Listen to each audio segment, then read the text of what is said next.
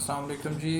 और disability council of Pakistan channel में खुश आमदीद। आज का जो टॉपिक है इसमें हम बताएंगे कि कैटेगरीज़ बताएंगे डिसेबिलिटी के, कि कौन कौन लोग जो डिसेबिलिटी सर्टिफिकेट के एबल होते हैं, एलिजिबल होते हैं। हमारे यहाँ अमूमन जो है वो चार कैटेगरीज़ को बहुत ज़्यादा डिफ़ाइन किया जाता है। तो चारों कैटेगरीज़ को मैं फ़र्दन आपको बताऊँगा कि किस किस का जो है ना वो सर्टिफिकेट बन सकता है।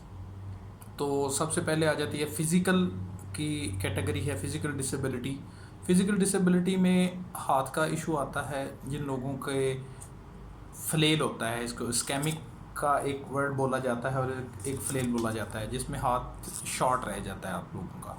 तो उसके जिन लोगों का जो है ना हाथ का मसला होता है, पूरा हाथ ही कमज़ोर है, ठीक है, पूरे बाजू पूरा कमज़ोर है, तो उन लोगों का डिसेबिलिटी सर्टिफिकेट बन सकता है।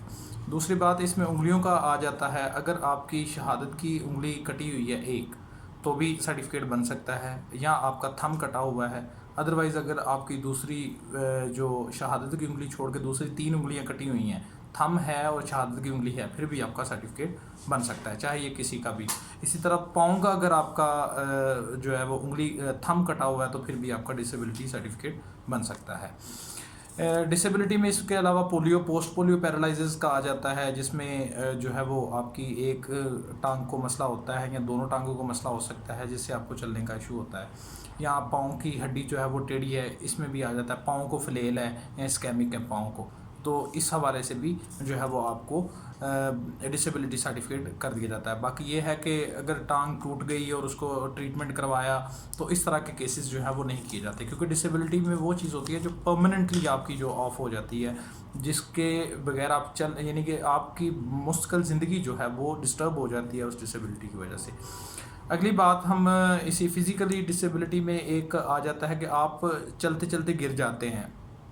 बहुत सारे प्रॉब्लम्स इस तरह के होते हैं कि जिसमें साथ मेंटली जो है ना वो आपको थोड़ी सी डिस्टर्बेंस होती है, जिसकी वजह से चलते चलते इंसान कदम जो है वो उठा नहीं सकता, या बात करते करते वो भूल जाता है कि किस तरह से वो चीज़ों को करेगा। तो इस तरह भी फिज़िकली डिसेबिलिटी में आ जाता है। उसके बाद आ जाता है व्हील इम्पेयर्ड के हवाले से। व्हील इम्पेयर्ड वो लोग होते हैं जिनकी दोनों आँखों से नज़र नहीं आता उनको, ठीक है।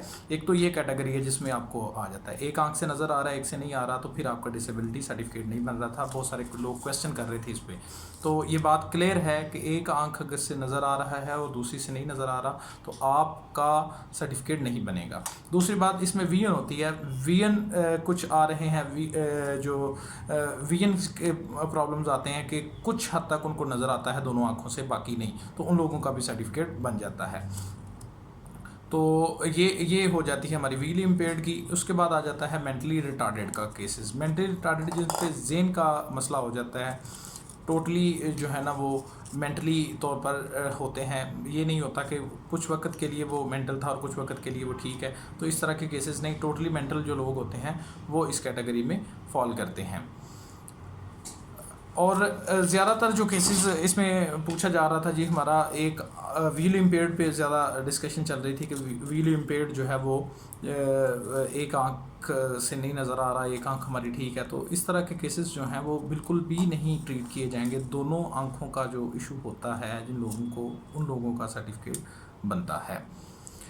तो ये कैटेगरीज़ हैं, और इसके आगे जो आगे की कंडीशंस हैं वो भी अगर आपके साथ हैं तो आप एक दफ़ा मेडिकल बोर्ड को चेक करवा सकते हैं। कोई किसी भी किस्म की 4 कैटेगरीज जो है वो एक जनरल सी कैटेगरी आ जाती है, जिसमें मुख्तलिफ मसाइल एक साथ होते हैं बंदे के साथ, ठीक है, जिसकी समझ नहीं आ रही होती।